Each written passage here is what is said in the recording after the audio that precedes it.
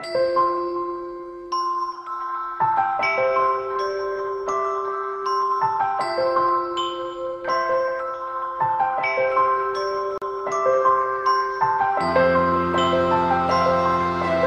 ज़ी शऊर ज़ी फहम हो, अपना भला सोचो। तुम ज़ी शऊर ज़ी फहम हो, अपना भला सोचो। कोई सरफिरा ही अब नई तारीख लिखेगा।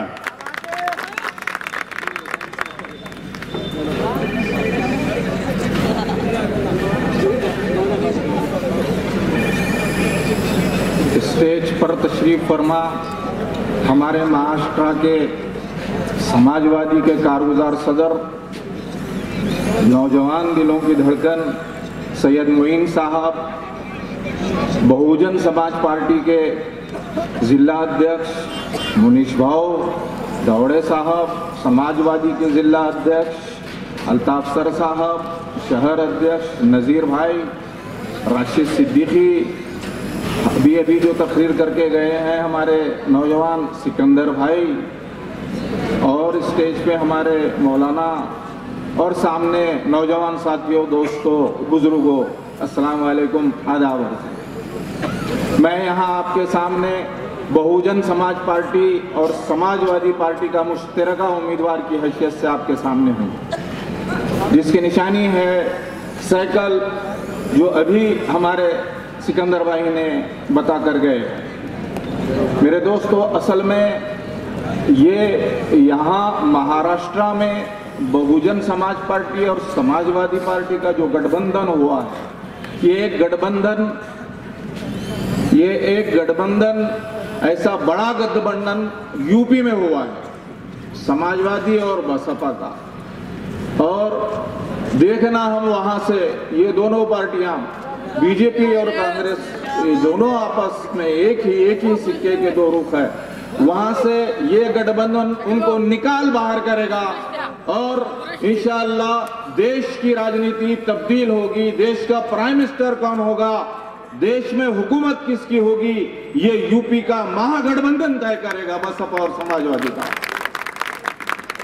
हमें यहाँ तीसरे महास के तौर पर महाराष्ट्र में जैसा यूपी में है, ये गठबंधन आगे तक विधानसभा हो या और महानगर पालिका, नगर पालिका, जिला परिषद, ये तमाम इलेक्शन आगे भी हमें इस गठबंधन में रहकर यहाँ इलेक्शन लड़ाने हैं। ये गठबंधन हमें दूर तक ले जाना है।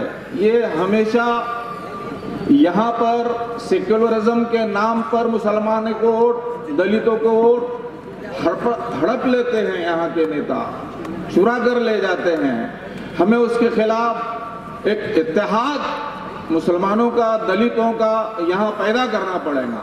मेरे बड़े किसान यहाँ, बड़े जो हिंदू वो जो हैं, और वो तो बहरहाल इस नेता के साथ 40-30 साल से मैं देख रहा हूँ। बड़े बड़े जो नेता थे, गोटेकर साहब, चाहे गुंटुरकर साहब हो, माधवराव किनाड़कर साहब हो, इन बाप बेटों ने ऐसे बड़ी बड़ी शख्सियतों को घर में बिठा दिया है और खुद हुक्मरान, और हमेशा अपनी तानाशाही चलाने के लिए बड़े बड़े लोगों को घर में बिठा दिया है। मेरे दोस्तों, आज वक्त है, जुल्म की इंतहा इस बीजेपी गवर्नमेंट ने की है, मुसलमानों पे भी और दलित में भी।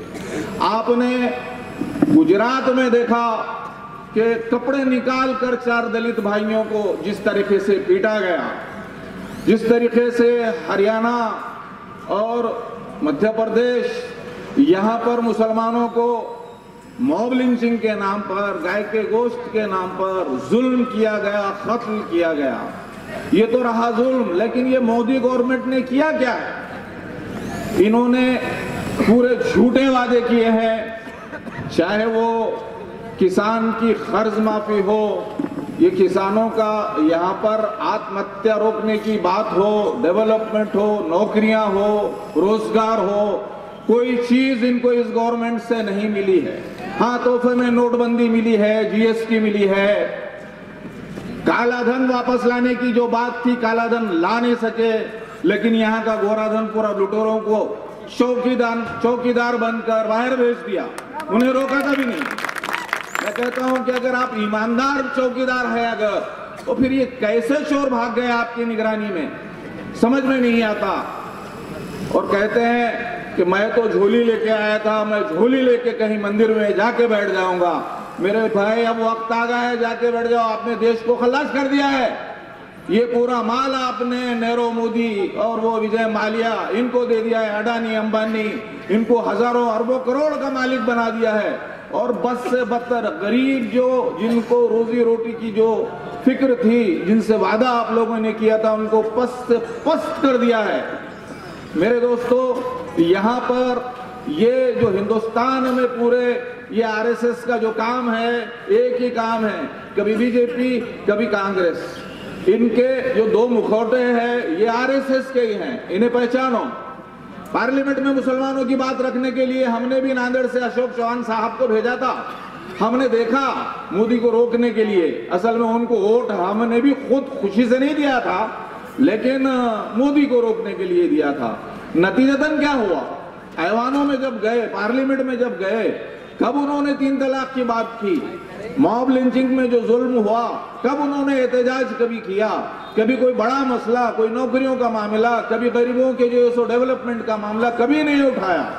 उन्होंने हर वक्त हर लम्हा मुसलमानों के बारे में चुप्पी साधी और वो डरते रहे कि अगर मैं मुसलमानों के फेवर में 2 शब्द बोल दूंगा तो मेरे हिंदू वोट टूट जाएंगे। उनको ये डर हमेशा लगा रहा।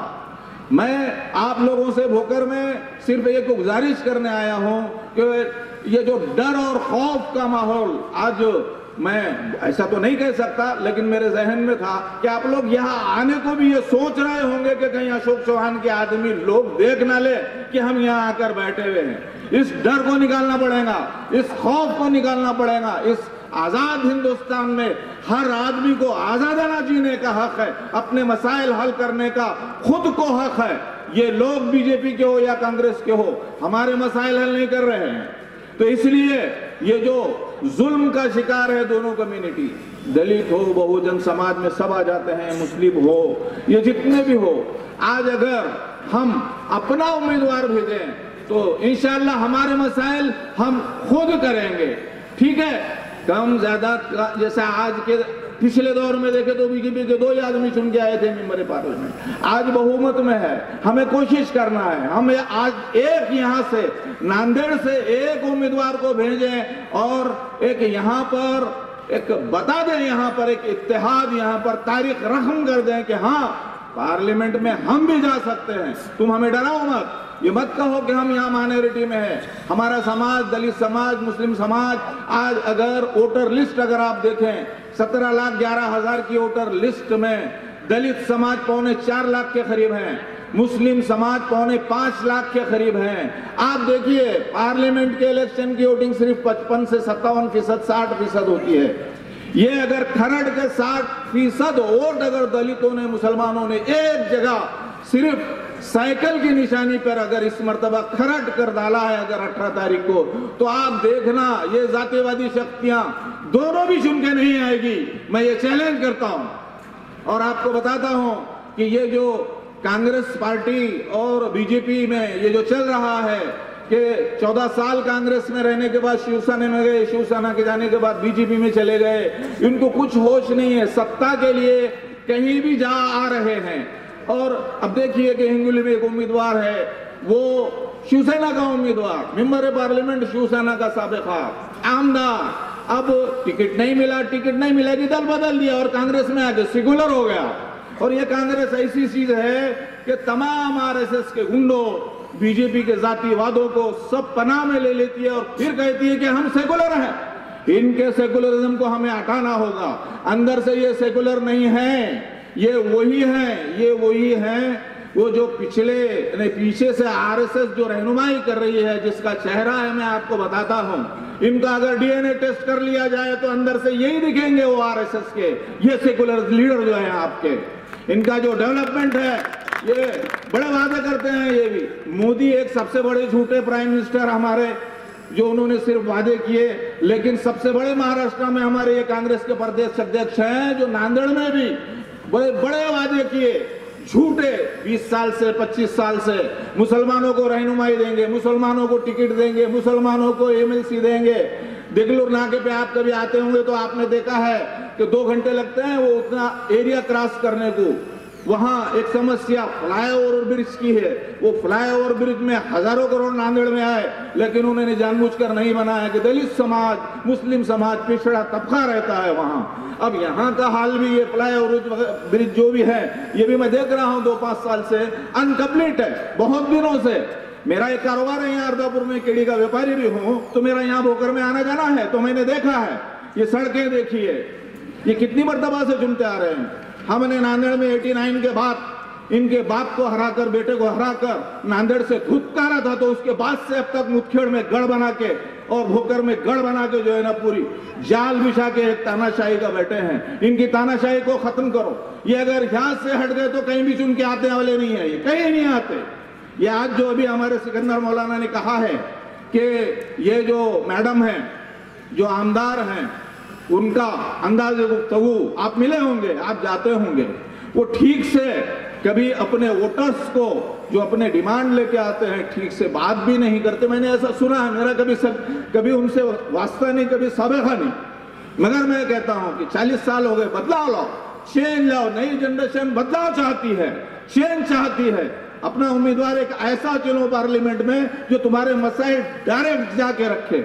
मेरे दोस्तों, बहुत ज्यादा तो कुछ कहना नहीं है। अभी हमारे नौजवान कायद सैयद मोइन साहब को कहना है, ये मैंने आपके सामने कुछ बातें जो रखी है, खास तौर से मुसलमानों को मैं ये बोलता हूं कि हमारा नौकरियों में जो परसेंटेज था आजादी के बाद 18% था, वो घटाकर 2% पे लाने वाली ये कांग्रेस ही है। और बात आरक्षण की करती है, बात आरक्षण की करती है, और आरक्षण को ये कहते हैं कि हमने आरक्षण दिया था। आखिर में जब इनकी गवर्नमेंट खत्म हो रही थी उस वक्त आरक्षण दिया और कोर्ट में जाके लटका दिया। तो कह रहे हैं कि हमने आरक्षण दिया है। इनके झूठे वादे, झूठे आरक्षण के वादे। आज मराठा आरक्षण की जो बात कह रहे हैं, 10 सालों में साफ सुन गया था कि आपकी हुकूमत थी, आपने आरक्षण अपने तय, आप सीएम रह चुके हैं, आपने आरक्षण क्यों नहीं दिया? आपके हाथ में इख्तियारात थे और आज भीख मांग रहे हैं किसी दूसरी गवर्नमेंट से। जब इख्तियार था जब नहीं किए, और आज वो तो कभी देना ही नहीं चाहती मुसलमानों को और दलितों को आरक्षण, मराठों को भी नहीं दे रही है, उसको कह रहे हैं कि आरक्षण दो। ये मसाइल अपने हैं, ये हमको खुद हल करना है। और रही बात जुल्म सितम की, ये जो नांदेड़ शहर में, महाराष्ट्र में ये एटीएस का नाम जो है ना कोई जानता भी नहीं था। ये हमारे अशोक राव जी चौहान, हमारे नेता, नांदेड़ शहर में एटीएस में, महाराष्ट्र में जितना नौजवानों को उठाया गया और जुल्म किया गया और जेलों में भर्ती किया गया, इन्हीं की राज का नतीजा है। ये इन्हीं की, ये जो कांग्रेस और राष्ट्रवादी गवर्नमेंट में एक डिप्टी सीएम थे भुजबल जी, सिमी पे जो पाबंदी लगी उन्होंने ही लगाया था। सिमी पे पाबंदी लगी, सालों के बाद कोर्ट ने कहा कोई एविडेंस नहीं, ऐसा कोई काम नहीं इनका जिसको हम ये साबित कर सकें कि ये मुजरिम है, ये आतंकवादी हैं। तो हाईकोर्ट ने तो वो पाबंदी हटा दी, लेकिन उसके बाद ये मुसलमानों के हमदर्द, मुसलमानों के वोट मांगने वाले, ये कहने वाले कि हम मुसलमानों के वोटों से पार्लियामेंट में पिछली बार गए, इन्होंने सुप्रीम कोर्ट में जाकर फिर वापस पाबंदी लगाया। यह है सेकुलर वोट, हमारे जो है सेकुलर मुसलमानों के रहनुमा। मेरे दोस्तों, एक मर्तबा इनको शिकस्त का मजा चढ़ा। ये हमने नांदेड़ में 89 में इनको भेजा था हराकर, तुम यहाँ एक मर्तबा हटाओ, नया चेंज लाओ, फिर से दोबारा डेवलपमेंट होगा, नौकरियां मिलेंगी। इनके कारखाने देखो, शुगर सम्राट है, इनके कारखानों में दलितों की, मुसलमानों की कोई जगह है, कोई नौकरियां हैं। इन्होंने कभी मुसलमानों को और दलितों के अपने खुद के कारखानों में कभी नौकरियां दी हैं?